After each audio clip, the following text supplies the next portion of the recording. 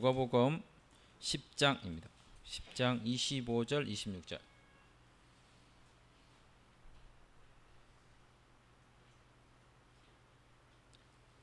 누가복음 10장 25, 26.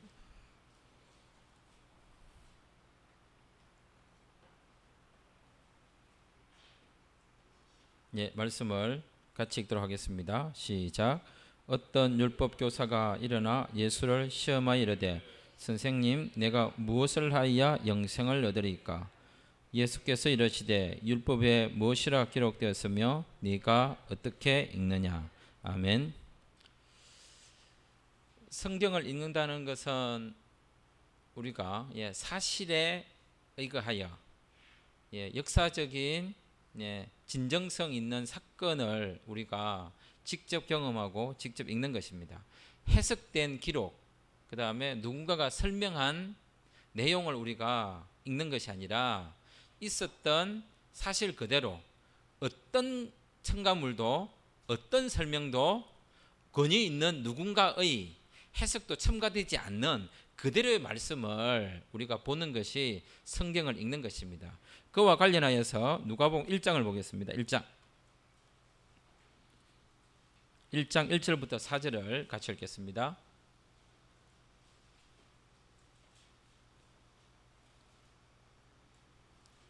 사실에 대하여 이렇게 이야기하고 있는데 1장 1절 4절을 같이 읽겠습니다. 시작. 우리 중에 이루어진 사실에 대하여 처음부터 목격자와 말씀에 일꾼된 자들이 전하여 준 그대로 내력을 저술하려고 붓을 든 사람이 많은지라. 그 모든 일을 근원부터 자세히 미루어 살핀 나도 데오빌로 각하에게 차례대로 써 보내는 것이 좋은 줄 알았노니 이는 각하가 알고 있는 바를 더 확실하게 하려 함이로라. 아멘. 여기서 뭘 이야기하냐면 사실에 기반하고 있다라고 이야기합니다. 그런데 이 성경 전체가 성경을 읽을 때에 어디에 초점을 둬야 된다고 했고 성경을 읽으면서 뭔가가 생각이 나야 된다고 했는데 1장 1절부터 4절을 다시 보십시오. 자, 우리가 성경을 읽고 우리가 성경을 말하는데 이 사람들이 지금 말하고 있는 누가복음 1장에서 말하고 있는 사실은 어떤 사실일까요? 어떤 사실? 이 사실은 누구에게 초점이 맞추어지고 있느냐는 거예요. 자, 그리고 이 사람들은 목격자는 무슨 사건의 목격자가 되었을까요? 그리고 일꾼도 되었다는데 어디에 일꾼이 되었을까요? 이게 하나하나에 대하여 정확하게 질문을 해봐야 됩니다. 사실은 뭐지? 그리고 처음부터 쭉 봐왔다는데 이 사람들이 뭘 봤지? 그리고 그 말씀의 일꾼이 되었다는데 이 사람들이 어떤 말씀에 기초하여 무슨 일을 했지? 그들이 한 일의 초점이 뭘까? 그리고 그들이 받은 전하여 준 그대로라고 했기 때문에 전하여 준 사람들은 뭘 전했고 받은 사람들은 뭘 받았을까? 그 질문해보고 생각해 봐야 됩니다. 그리고 어떤 사람들도 글을 썼다는데 이 사람들은 무슨 글을 썼을까? 그리고 하나도 빠짐없이 자세히 기록했다는데 거기에 동참한 나라고 하는 누가도 뭔가 이 사람들과 했던 일과 동일한 일을 했다고 자기 자신을 고백하는데 누가는 과연 뭘 쓰려고 했고 뭘 말하고 싶었을까? 그리고 그가 말하고 싶고 쓰고 싶었던 것을 데오빌로라고 하는 사람에게도 알려주고 싶었는데 데오빌로가 궁극적으로 알아야 했던 게 뭘까? 근데 궁극적으로 알아야 했던 그게 뭐냐면 그걸 알므로 더 확실하게 된다는 거예요. 아는 이것이 좋은 일이고 알려주는 것이 좋은 일이라는 거예요. 좋은 거라면 좋은 거. 복된 소식이란 말이죠. 복음이란. 그러면 뭘 알려줘야 복음이 되고 뭘 써야 좋은 일이 되고 뭘 배워야 더 확실하게 되고 어떻게 해야 많은 사람들이 일에 동참할 수 있을까요? 도대체 뭐 했을까요? 1장 1절부터 4절에서 말하고 있는 이 사실, 모두, 목격자, 일꾼, 붓도 쓰고 받고 전하고 알게 하고 이게 다 좋은 거다라고 하는데 이게 뭘까요? 복음. 예수죠, 예수. 1절부터 4절에 예수라는 단어는 하나도 없습니다. 단 한마디도. 주님이라는 글자도 없습니다. 복음이라는 말도 없습니다. 그런데 1절부터 4절에서 말하고 싶었던 모든 핵심이 뭐냐? 성경을 읽을 때 이분이 생각나야 되고, 성경을 읽으면서 이분이 생각나야 되고, 성경을 다 읽고 나서 이분이 생각나야 됩니다. 그거 지금 이야기하고 있는 것입니다. 우리가 다루는 사실은 예수님에 대한 거고, 우리가 굳이 목격자가 돼야 된다면 예수님에 대하여, 일꾼이 돼야 된다면 예수님에 대하여, 누군가에게 전해준다면 예수님에 대해 전해줘야 되고, 내가 전해준 그것을 그 사람이 받았다면 내 말을 받은 게 아니라 내 말을 통하여 전달되어진 내가 하고 싶었던 말의 핵심 예수님을 받도록 해줘야 됩니다. 그래야 좋은 일이고, 그 다음에 이 사람을 하여금 더 확실하게 할 수 있습니다. 모든 초점이 어디에 있냐면 예수님에게 있다는 거예요. 그 예수님에게 있다는 그것을 우리는 신앙 고백이라고 합니다. 그 사람의 진정성이 있는 믿음의 내용은 그 사람의 행동을 통해서 나타나는 것이기보다는 예수를 말하느냐, 예수를 드러내느냐, 굳이 이거 다 예수님이 해준 거예요 라고 말하는데 예수가 안 나타나는 사람이 있고요, 굳이 예수님이 다 해준 거예요 말 안 하는데도 보니까 저 사람은 예수님이 묻어나는 것 같아요. 그것에 대해 성경이 이런 말 했죠. 내가 주의 이름으로 이것도 행하고 이것도 행하고 이것도 했지만 주의 한다고 주님 드러나는 게 아니다 했습니다. 똑같은 거죠. 1절부터 4절 사이에 예수님 이야기 하나도 안 했지만 뭘 말하는지 알겠어요. 예수님에 대해서 사실성을, 예수님에 대하여 목격자가 되고, 예수님에 대하여 일꾼이 되고, 예수님을 전해주고 예수님을 받게 하고 예수님을 더 알게 하고 하는 이 일에 아름다움이 있구나라는 것을 드러내고 있습니다. 이게 누가만 이런 게 아니고 이렇게 이야기해요. 많은 사람이 이 일에 동참했다고 이야기하고 있습니다. 그렇게 많은 사람이 했는데 나도 해야 될 필요성을 느꼈다 이 말이죠. 그 필요성의 초점, 많은 사람이 하고 싶어 했고 실제 했고 또 그것이 전달되도록 지속성을 만들어냈던 그 중심이 뭐냐? 예수님입니다. 그래서 성경을 읽을 때는 예수님이 항상 드러나야 되는 거죠.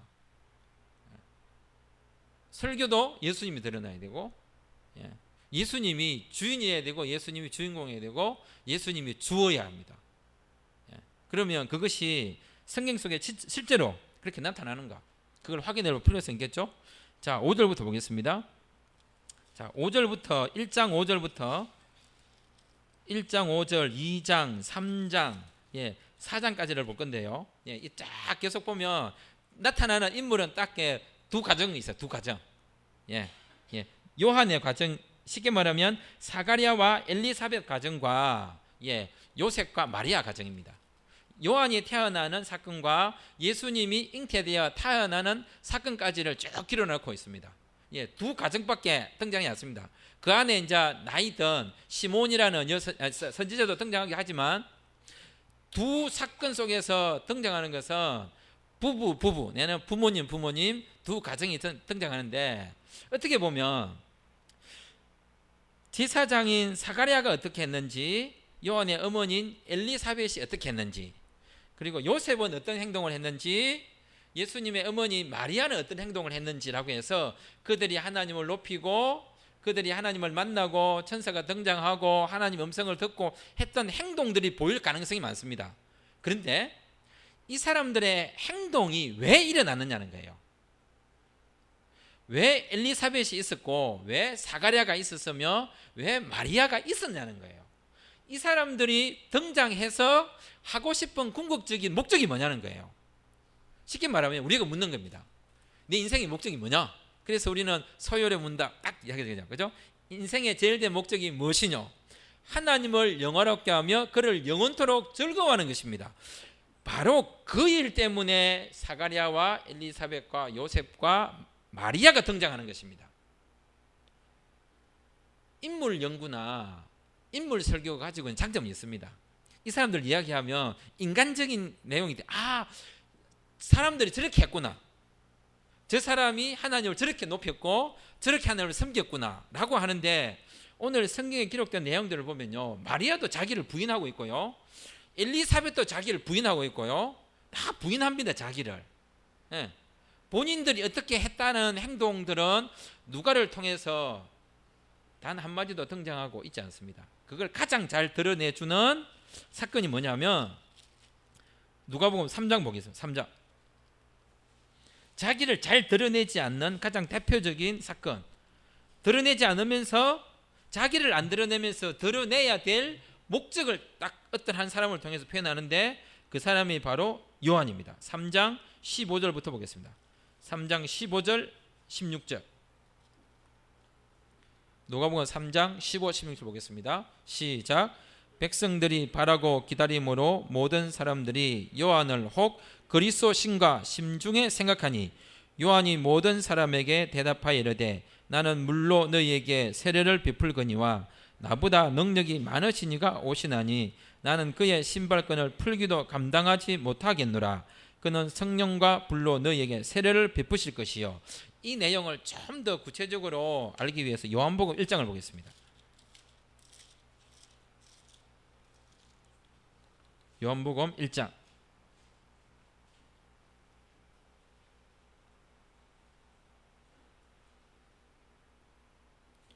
1장 19절부터 23절입니다. 요한복음 1장 19절부터 23절. 자, 같이 읽겠습니다. 시작. 유대인들이 예루살렘에서 제사장들과 레위인들을 요한에게 보내어 네가 누구냐 물을 때에 요한의 증언이 이러하니라. 요한이 드러내어 말하고 숨기지 아니하니 드러내야 하는 말이 나는 그리스도가 아니란데 또 묻되 그러면 누구냐? 네가 엘리야냐? 이르되 나는 아니라. 또 묻되 네가 그 선지자냐? 대답하되 아니라. 또 말하되 누구냐? 우리를 보낸 이들에게 대답하게 하라. 너는 내게 대하여 무엇이라 하느냐? 이르되 나는 선지자 이사야의 말과 같이 주의 길을 곱게 하라고 광야에서 외치는 자의 소리라 하니라. 아멘. 이게 신앙 고백입니다.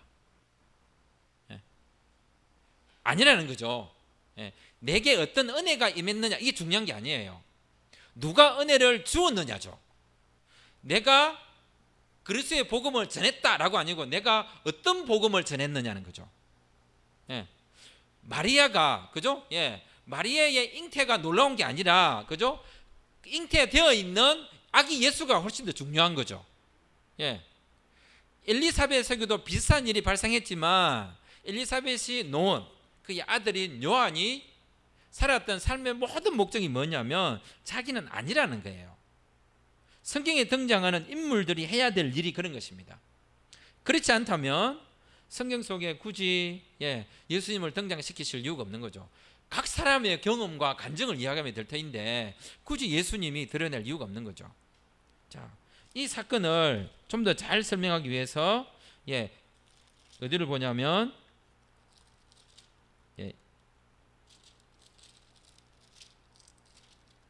3장 보겠습니다. 3장 누가복음 3장 23절부터 보겠습니다. 23절부터 누가복음 3장 23절부터 38절까지. 이건 우리로 하여금 좀 당황하게 하는 성경 읽기이기 때문에 읽지는 않겠습니다. 잘 보시면 누가 누구를 낳고는 마태복음의 내용이고 누가복음은 그 위는 누구요? 그 위는 누구요라고 사람들이 막 나옵니다.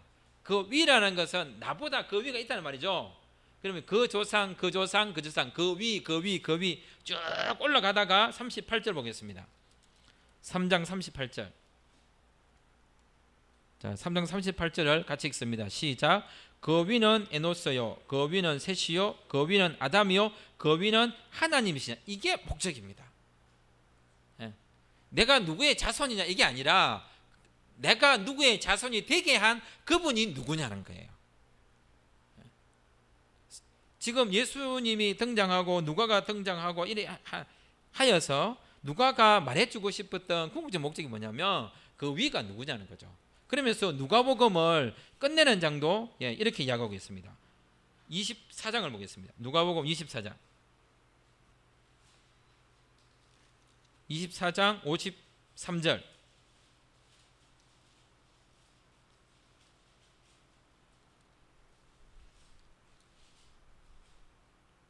같이 읽겠습니다. 시작. 늘 성전에서 하나님을 찬송하니라. 목적이 어디 있습니까? 하나님이 있습니다.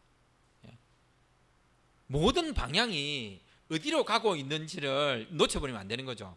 이것은 이게 목적이라고 하는 것은 끝 지점이 아닙니다. 우리는 잘못하면 네가 인생의 목적이 뭐냐면 끝에 가서 이루어지는 것으로 목적을 두는데 그게 아니라 처음부터 그 목적이 영향을 미쳐서 지나가는 과정에도 이 목적이 있고 처음부터 끝까지 끌고 갔다라고 하는 것이 목적이 되는 거죠. 목적이라는 것을 잘못 설명하면 딱 겪고 난 다음에 마지막에 이루어지는 것을 목적이라 생각할 수 있는데 하나님을 찬송하고 하나님이 인생의 목적이 된다는 것은 내가 나의 인생의 목적이 하나님인 것이 되도록 처음부터 마지막까지 다 관여했다는 것이 목적입니다. 딱 하고 난 다음에 결국 이게 아니라는 거죠. 이것저것 다 해보고 마지막에 하나님 이게 아니란 말이에요. 그래서 우리가 자신에게 물어야 될 아주 중요한 질문이 있습니다. 이게 자칫 잘못하면 오해할 수도 있고 이래도 답이 되고 저래도 답이 됩니다. 먼저 제가 막을 쳐놓고 내 인생의 주인이 누굴까요? 이게 어떻게 보면 쉬우면서 어렵죠. 내 인생은 맞습니다. 그러면 우리는 스스로 물어봐야죠. 우리는 네 인생의 주인이 내야 하나님 이리지 하잖아요. 근데 왜 나의 것이라고 하시죠? 이게 성경을 읽을 때에 우리가 잘 가지고 있어야 되고 그 다음에 우리 인생을 살면서 우리 자신에게 고백해야 될 아주 중요한 거예요. 내 인생의 주인은 나 맞습니다. 내 인생의 주인이 나여야 내가 살아갈 맛이 나요. 신앙 고백이야 스스로 내 인생의 주인이 하나님이지. 여러분 재밌으세요? 최소한 내 주머니의 돈을 내가 써야 재미가 있지 내 주머니의 돈을 하나님이 쓰시면 안 재밌잖아요. 내 상에 차려진 뭡니까 그 수제비를 내가 먹어야 맛있지 하나님이 먹으시면 그 맛있겠습니까? 오늘 성경도 보시면 엘리사벳은 엘리사벳의 삶을 살았고요, 사가랴는 사가랴의 삶을 살았고, 마리아는 마리아의 삶을 살았고, 시몬은 시몬의 삶을 살았고, 요한은 요한의 삶을 살았습니다. 뭐처럼요? 자기 인생의 주인이 자기인 것처럼 살았습니다. 그런데 어느 누구도 잘못 살았다, 네가 하나님을 부인했다는 소리를 단 한마디도 듣고 있지 않습니다. 이게 너무 중요합니다. 하나님은 우리에게 내 인생의 주인이 너야라고 말씀해 주셨습니다. 그러면 실질적으로 그 인생의 주인은 남비까 아니면 내 인생의 주인이 나라고 말씀해 주신 그분입니까? 그렇죠, 그분이죠. 그게 중요한 겁니다. 내 인생의 주인은 하나님이 아니에요. 내 인생의 주인은 남비다. 그런데 내가 내 인생의 주인이 되도록 내게 생명을 주셨고 내 인생의 주인이 나인 것처럼 살라고 하나님이 나를 구원해 주시고 그분이 나의 하나님이 되어 주셨다라고 하는 그 고백이 중요합니다. 그래야 우리가 뭐가 편하냐면 삶의 책임성이 있는 거죠. 만약에 그냥 내 인생의 주인이 하나님이라면 내가 살아야 될 나의 삶과 내가 책임져야 될 그 책임은 어쩌면 사라지게 되는 거죠. 그래서 각자에게 주어진 삶의 환경이 있고 시간이 있고 환경과 여건이 다 조성되어 있는 거죠. 오늘 본문에서도 각자가 자기 삶에 이루어진 사실을 처음부터 목격자와 일꾼이 되어서 각자의 주어진 상황대로 받은 대로 그대로 사실에 기초하여 붓도 들고 말씀을 전한 거죠. 그런 사실 중에 하나가 그죠? 아비야 반열에 속한 제사장이었던 사가랴도 자신의 삶을 살았고 요한의 어머니인 엘리사벳도 그의 삶을 살았습니다. 처녀 마리아도 그의 삶을 살았고 받아들일 수 있는 상황이었지만 그죠? 사실에 기초하여 받아들일 수 없는 것은 어찌 내게 이런 일이 일어납니까? 놀랍습니다. 이런 일 안 됩니다라고 부인할 줄도 알고요, 거부할 줄도 알았습니다. 왜? 내가 살아가는 내 삶에 은혜가 온다 하여 무조건 다 받아들일 수 있는 게 아니란 말이에요. 그 은혜를 하나님이 받아들일 수 있도록 이끌어 주시고 도와주시는 주인인 그분이 내 삶의 주인으로서 네가 그것을 어떻게 감당하고 가야 되는지까지도 알려주시고 이끌어 주시는 거죠. 인물을 성경에서 볼 때는 이 관점이 중요합니다. 그렇지 않으면 대부분 이 사람이 하나님을 어떻게 찬양했는지, 자 보십시오, 마리아는 하나님을 찬양했으니까 여러분도 하나님을 찬양해야 됩니다, 틀린 말은 아니에요. 왜 마리아가 하나님을 찬양할 수밖에 없었는지에 대해 그게 중요한 거죠. 마리아가 이유 없이 하나님을 찬양하는 게 아니죠. 이유 없이 그로 하여금 찬양하도록 만든, 자신의 인생에 주어진 어떤 역사를 자기가 표현하도록 하게 하신 그 원인, 그분이에요. 그분. 그게 보이는 것, 그걸 읽어내는 것, 그걸 고백하는 것, 그걸 내 입술로 찬양하는 것, 감당하기 힘들 때는 감당하기 힘들다라고 말하는 것. 예.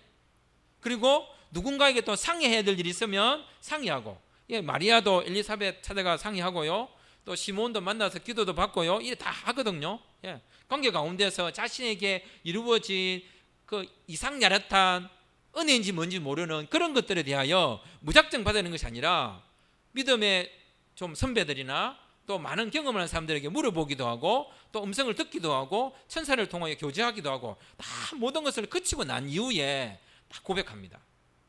왜? 내게 이루어진 내 삶이니까.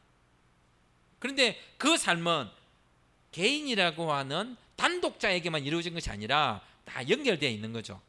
예. 마리아에게 이르는 그 일은 예수님을 탄생하게 한 일이고, 예수님의 탄생의 그 일을 위하여, 예, 요한도 준비되어 있는 거죠.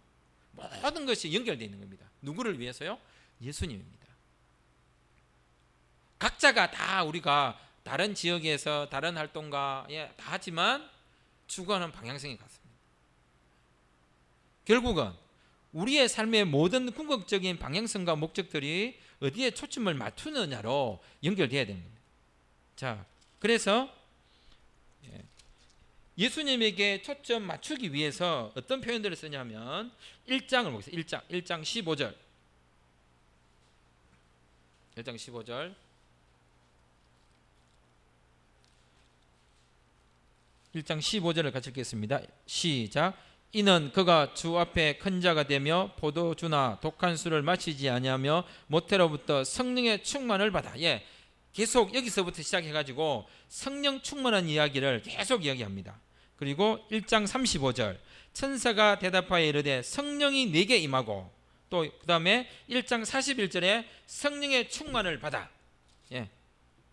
자, 그리고 1장 67절에 보시면 그 붙인 사가랴가 성령의 충만을 받아. 예. 하나님에게 초점 맞추어지고 예수를 초점 맞추어서, 예, 주인으로 고백하는 그 삶이라는 것이 내가 하고 싶다가 되어지는 일이 아니라는 거죠. 예. 자칫 잘못하면, 예, 나의 경험을 말하여 내가 그것을 경험했다라고 하는 경험한 내가 중요하게 될 가능성이 높은데, 그렇게 되지 않도록 자신의 열정과 자신의 노력과 자신의 헌신을 통해서 이루어진 게 아니라 나에게 그런 열정과 그런 헌신을 하게 한 뭐가 있었다고요? 성령 충만이 있었다고 자꾸 이야기하고 있는 거죠. 그러면 그 성령 충만조차도 어디에 초점을 맞추고 있느냐? 예수님을 드러내기 위한 것입니다. 이 성령 충만으로 기록된 게 뭡니까? 이게 성경이죠. 또 결국은 이게 직접적으로 예수님을 말하지 않는다 해서 예수님이 안 나타난 게 아니고, 직접적으로 성령 충만으로 성경을 기록합니다라고 말 안 했을 뿐이지 면면이 흐르는 것이 계속적으로, 예, 나타나고 있습니다. 그리고 2장을 보겠습니다. 2장 25절. 2장 25절 보겠습니다. 2장 25절에 보시면 이런 말을 합니다. 예루살렘에 시몬이라는 사람이 있으니 이 사람은 어렵고 경건하여 이스라엘 위로를 기다리는 자라. 성령이 그 위에 임하니라. 그리고 26절에 성령의 지시를 받아, 27절에 성령의 감동으로 라고 계속해. 예. 자, 그러면서, 예, 2장 41절 보겠습니다. 41절.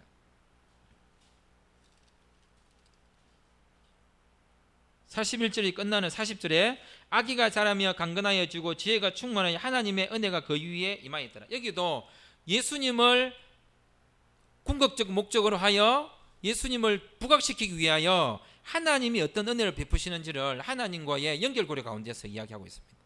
그러면서 41절부터 이제 예수님이 이제 등장하셔서, 예, 어린 시절에 예루살렘에 올라간 사건부터 하는데, 여러분의 성경에 보시면 그 전에는 보지 못하였던 단어 표현이 나옵니다.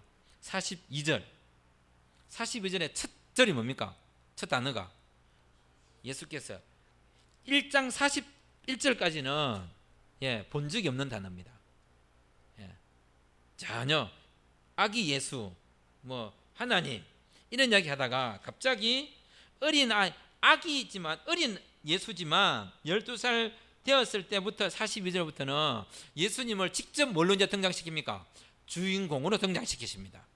예수님이 직접 드러나시는 거예요. 이제 사람이 신앙이 어릴 때는 잘 모르지만 자라면 자랄수록 자기가 나타나는 게 아니고, 그죠? 그분이 드러나는 거죠. 신앙이 어릴 때는 자기가 받은 경험, 하나님이 나를 어떻게 이래, 그게 이렇게 묘하게 하나님과 자기가 동반적 관계로 같이 가는 것 같아요. 그러나 때가 지나면 하나님이 고백되어지고 예수님이 고백되어지는 것으로 직접 주인으로, 직접 주로 등장해야 됩니다. 그래서 42절에 예수께서, 49절에 예수께서, 분명히 여기도 부모님과 함께 이동했지만 부모님이 중요한 게 아니에요. 예수님이 어떻게 드러나는가. 그리고 51절에도 예수께서, 그러면서 2장을 마칠 때에 52절, 예수는 지혜와 키가 자라면서 하나님과 사람에게 더욱 사랑스러워 가시더라. 주로 등장하십니다. 자, 그리고 3장에서 궁극적 목적을 어디에 두었습니까? 하나님에 두었죠, 그죠? 38절에 끝나면서. 근데 4장을 보겠습니다. 4장에서 예수님이 얼마나 많이 등장하는지. 자, 4장 1절부터 44절까지를 잠시 시간을 드릴 테니까 한번 쭉 보십시오. 그냥 읽지 마시고 첫 단어만 쫙 보십시오. 첫 단어만. 각 구절마다 첫 단어만 쭉 읽어보시면 뭐가 등장합니까? 예수께서 8절 예수께서, 12절 예수께서, 14절 예수께서, 16절 예수께서, 21절 예수께서, 23절 예수께서, 30절 예수께서, 35절 예수께서, 37절 예수께서 소문이, 그죠? 38절 예수께서, 39절 예수께서, 40절 예수께서, 41절 예수께서, 42절 예수께서, 43절 예수께서. 뭡니까 이게? 예수님입니다. 아니 이렇게 예수님을 뭔 찾을까 싶어서 앞머리에다가 딱 등장시켜놨습니다. 예수님입니다. 어떻게 보면 교회라는 이름으로 십자가를 딱 달아놨어요. 그러면 누가 드러나는 거죠? 예수님입니다. 그런데 왜 예수님 이야기를 안 하고 예수는 없어요? 인간이 모여서 그럴 수 있어요. 그런 한계와 부족성을 충분히 이해해야 되죠. 그럼에도 불구하고 사실 교회라는 것은 싸움박질 하다가도 예수님 이야기 해야 됩니다. 그래야 우리가 뻔뻔한 거죠. 예수를 믿는 것은 사실 겸손한 것보다는 뻔뻔한 거죠. 뻔뻔함의 극치 아니겠어요, 그죠? 만물보다 부패하고 얼마나 뻔뻔합니까? 그럼에도 불구하고 하나님 죄를 용서하시고, 우리에게 은혜를 주십시오라고 은혜 달라고 그냥 하잖아요. 그 뻔뻔한 인간의 극치가 누굽니까? 매주 우리가 듣는 야곱 아니에요, 야곱. 인간 말종이죠, 말종. 가장 이기적 인간. 오로지 자기 자신을 위해서만 살았던. 그럼에도 불구하고 하나님이 어떻게 드러나는지를 더 표현하기 위해서. 신앙 고백이란 무엇을 함이라고 하는 것이 항상 우리에게는 중요한 과제일 수밖에 없습니다. 무엇을 했는가가 어쩌면 우리에게 올무가 될 수도 있고 우리의 발목을 잡을 수도 있습니다. 하지만 그 행동을 하게 한 어떤 무엇, 그 신앙 고백이 무엇으로 표현되느냐가 진정한 행함입니다.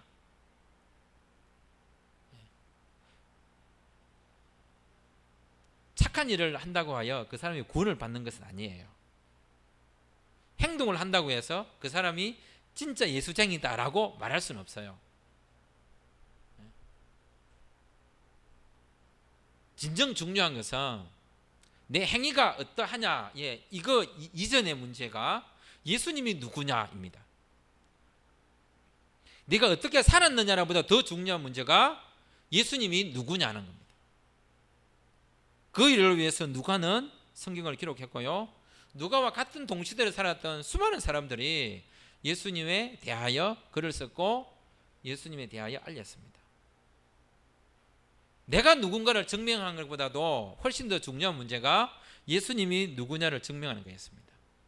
내가 누구냐를 찾으려도 찾을 수가 없었는데 예수님이 누군가를 설명하자 내가 누군가가 설명되기 시작했다라고 이야기하고 있습니다.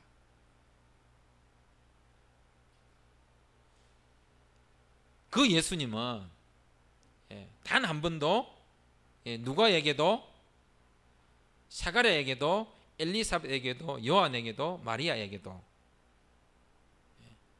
그 자신의 인생의 삶을 살지 말고 나를 위해서 살아라 하기보다는 네 자신의 삶을 정직하고 성실하게 살아가는 그 삶이 너에게 그런 삶을 살게 하신 그분을 드러내는 삶이라고 이야기하셨습니다. 그러므로 어떤 순간에 직접적인 예수를 고백하는 것이든 간접적으로 예수님을 고백하는 것이든 진정한 신앙 고백과 성경 읽기는 예수님을 드러내느냐에 있습니다. 얼마나 성경을 읽으면서 예수님을 찾고 예수님을 만나고 예수님을 배우고 예수님을 깨닫고 예수님을 말할 수 있느냐가 어쩌면 성경 읽기의 핵심 아니겠는가.